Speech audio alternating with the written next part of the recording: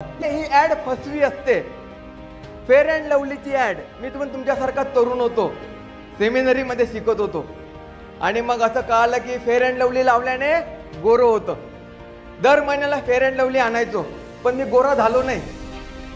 तुम्ही झाले का गोरे?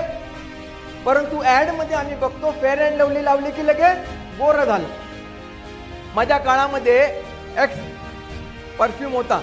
एक परफ्यूम मारला की इकडनं मुलगी पळत येते, इकडनं मुलगी पळत येते, इकडनं मुलगी पळत येते. पण तुम्ही प्रत्यक्षामध्ये एक पूर्ण परफ्यूम मारा बॉटलचा, कोणतीच मुलगी येणार नाही. सांगण्याचं तात्पर्य ही जी ऍड असते ही ऍड फसवी ऍड असते.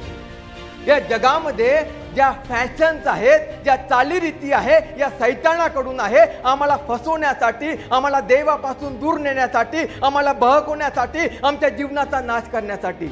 आणि म्हणून संत पाऊल म्हणतो की या जगामध्ये वावरत असताना तुम्ही या जगासंगती समरूप होऊ नका.